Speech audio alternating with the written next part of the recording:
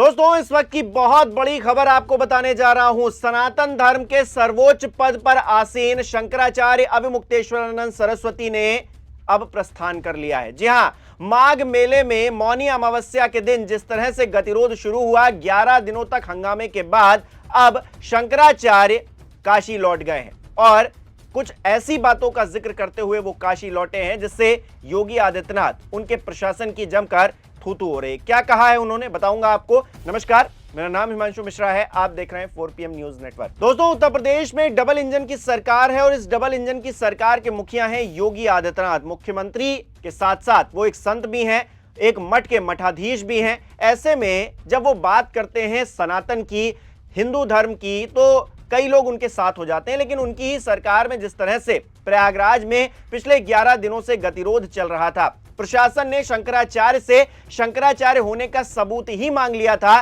बावजूद इसके योगी आदित्यनाथ का जो मठ है वो खुद शंकराचार्य को शंकराचार्य मानता है। तो ऐसे में सवाल ये खड़ा हो रहा था कि हो क्या रहा है। और इस गतिरोध के बीच में डिप्टी सीएम केशव प्रसाद मौर्य ने जिस तरह से विनती की शंकराचार्य से कि आप सम्माननीय हैं, भगवान हैं, वो जाएं और स्नान करें, लेकिन शंकराचार्य अपनी बात पर अड़े रहे। जिस तरह से प्रशासन ने उनके साथ सुलूक किया, उमा भारती का भी एक ट्वीट निकलकर सामने आया और प्रशासन को वो कटघरे में खड़ा करती हुई दिखाई दी। इस बीच आज अचानक से सुबह सुबह खबर सामने आती है, ट्वीट देखिए। ज्योतिर्मठ का जो ऑफिशियल ट्विटर हैंडल है उससे 9:49 पर लिखा जाता है, बड़े ही दुर्भाग्य की बात है कि प्रदेश में हिंदूवादी सरकार होते हुए भी शंकराचार्य जी महाराज को मौनी अमावस्या पर स्नान नहीं करने दिया गया और महाराज श्री बिना स्नान किए ही आज प्रातः 10 बजे पत्रकारों को संबोधित कर प्रयागराज से प्रस्थान करेंगे। इसके बाद खबर निकलकर सामने आ जाती है, अविमुक्तेश्वरानंद का माघ मेला छोड़ने का ऐलान। कहा, बिना स्नान दुखी मन से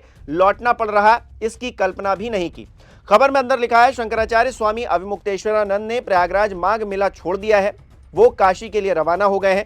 इससे पहले उन्होंने बुधवार सुबह प्रेस कॉन्फ्रेंस में कहा कि आज मन इतना व्यथित है कि हम बिना स्नान किए ही विदा ले रहे हैं। प्रयागराज हमेशा से आस्था और शांति की धरती रही है, श्रद्धा के साथ यहां आया था, लेकिन एक ऐसी घटना हो गई जिसकी मैंने कभी उम्मीद नहीं की थी। उन्होंने क्या कहा, कोर्ट में लिखा हुआ है, इस घटना ने मेरी आत्मा को झकझोर दिया, इससे न्याय और मानवता के प्रति मेरा विश्वास कमजोर हुआ है। मुझे जो कहना था वो कह चुका हूं, लेकिन एक बात बता दूं कि कल मुझे माघ मेला प्रशासन की ओर से एक पत्र और प्रस्ताव भेजा गया। इसमें कहा गया कि मुझे पूरे सम्मान के साथ पालकी से संगम ले जाकर स्नान कराया जाएगा, मुझ पर फूल बरसाए जाएंगे, लेकिन मैंने प्रस्ताव को ठुकरा दिया। जब दिल में दुख और गुस्सा हो तो पवित्र पानी भी शांति नहीं दे पाता। दोस्तों, आज सत्ता की आंखों में आंखें डालकर पत्रकारिता करना मुश्किल हो गया है। हम पर मुकदमों से लेकर चैनल को बंद कराने तक का दबाव बनाया जा रहा है। मुश्किल दौर है, लेकिन हम हार नहीं मानेंगे। इसीलिए 4PM को ज्यादा से ज्यादा ज्वाइन करें और स्वतंत्र पत्रकारिता को जिंदा रखने के लिए जितना हो सके हमारा आर्थिक सहयोग करें।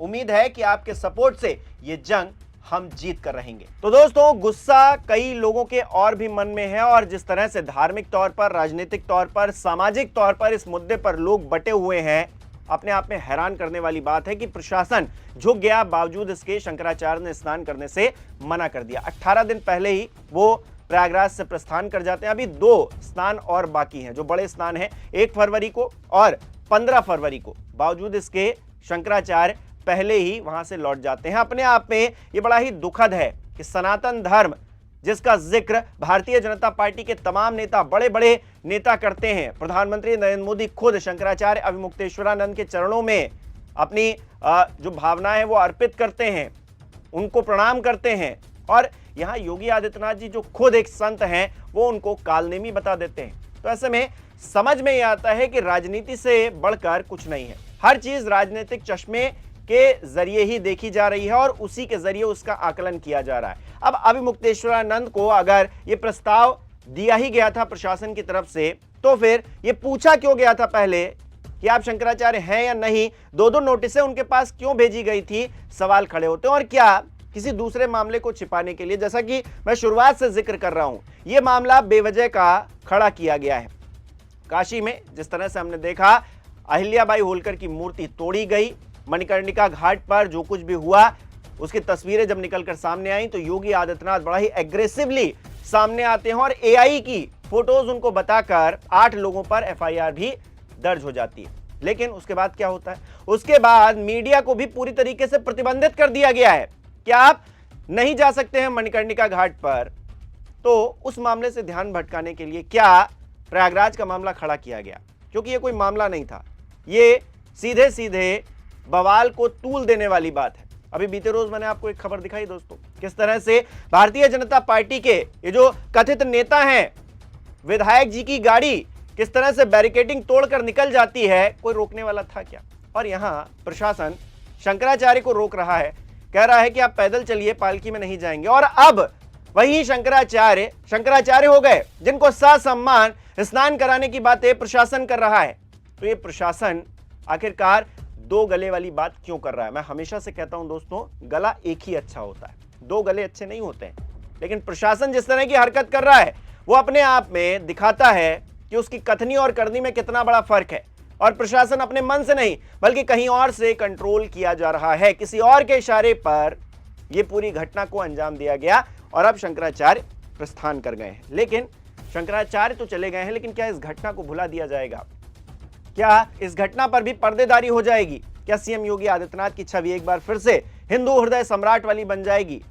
क्योंकि 18 तारीख से लेकर जिस तरह से 11 दिनों तक बवाल हुआ है, जिस तरह से इस पूरी घटना को तूल दिया गया है, इसको भुला देना आसान नहीं होगा। और जिस तरह से ब्राह्मण समाज के लोग या फिर हिंदू समाज के लोग आहत हुए हैं, उनकी भावनाएं जिस तरह से आहत हुई हैं, इसको लेकर देखना होगा कि आगे क्या होता है। अखिलेश यादव ने आज सुबह सुबह एक ट्वीट किया 10:15 पर। वो क्या लिख रहे हैं?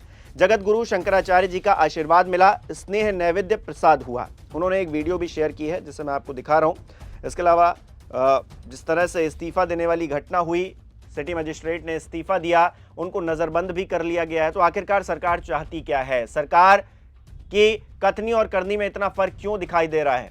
हम देख रहे हैं अयोध्या में जो जीएसटी कमिश्नर थे, उन्होंने किस तरह से रो कर इस्तीफा दे दिया। उसके बाद पता चला कि उनका सर्टिफिकेट फर्जी था और किस तरह से वो चुनाव लड़ने की फिराक में थे भारतीय जनता पार्टी की तरफ से। तो हर तरह से राजनीति हो रही है, लेकिन धर्म और आस्था का जिस तरह से खिलवाड़ बनाया जा रहा है, क्या चुनावी तौर पर इसका फायदा उठाने की कोशिश की जा रही है? आपको क्या लगता है? आपकी क्या राय है? कमेंट बॉक्स में जरूर बताइएगा। इस वीडियो को लाइक करना, शेयर करना मत भूलिएगा। हमारे चैनल को सब्सक्राइब नहीं किया है तो वो भी जरूर कीजिएगा और आप हमें सहयोग भी कर सकते हैं ज्वाइन बटन पर क्लिक करके। बहुत बहुत धन्यवाद।